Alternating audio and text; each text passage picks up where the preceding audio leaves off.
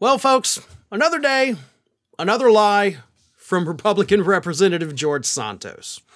This is a lie that was found online on George Santos's Wikipedia page that, of course, has now been removed. And about 10 years ago, a Wikipedia user by the name of Anthony DeVolder, which also happens to be the alias of George Santos. He claims his name is George Anthony DeVolder Santos. So Anthony DeVolder, about 10 years ago, gets on Wikipedia and edits George Santos's Wikipedia page, which is kind of weird. Why would he have a Wikipedia page all the way back then? That makes no sense, but it was there. And Anthony DeVolder had put on his own Wikipedia page, I just have to read it.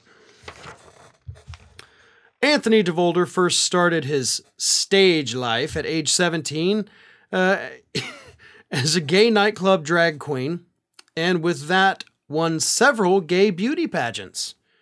By the way, misspelled damn near every word in that as well. But then this is the truly bizarre part. In addition to, of course, that confirming that yes, he did perform in drag, even though he swore up and down last week that no, he never did. He's actually now admitted to it. I'll get to that in a moment. But then the Wikipedia went on to say this. DeVolder took his step into the beginning of his career in which he starred, good God, the misspellings here are so bad, in which he starred in a few TV shows and Disney Channel shows, including The Sweet Life of Zack and Cody and Hannah Montana. It also said that he, quote, taped his very first movie in 2009, which was called The Invasion and starred Uma Thurman. Apparently a misspelling of Uma Thurman. The Invasion actually came out in 2007, and Uma Thurman was not in it. That was, in fact, a Nicole Kidman and Daniel Craig venture. There's also no records whatsoever of George Santos or Anthony DeVolder appearing in that movie or appearing in a single episode of The Sweet Life of Zack and Cody or Hannah Montana.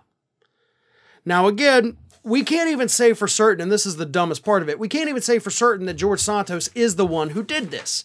It was a user going by the name of Anthony DeVolder.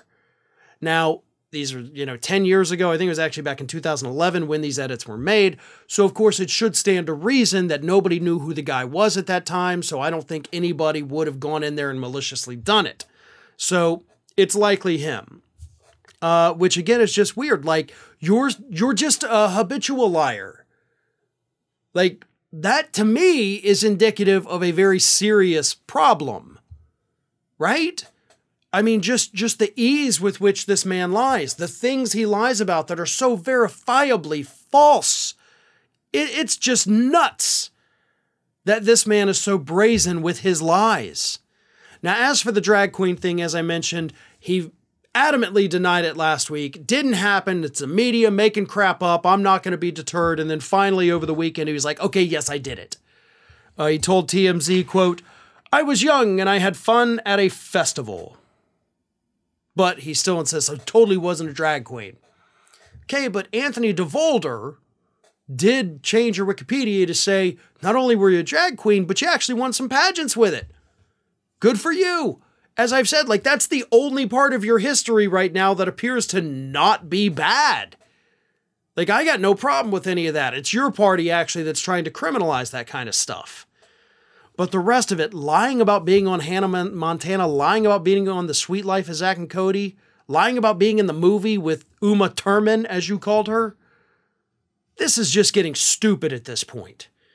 And while none of those lies, of course, are criminal, would result in the removal of him from office, Republicans got to understand, like, the more that comes out about this guy, the worse it's going to be for you. You can either rip that Band-Aid off now or get embarrassed in the next round of congressional elections.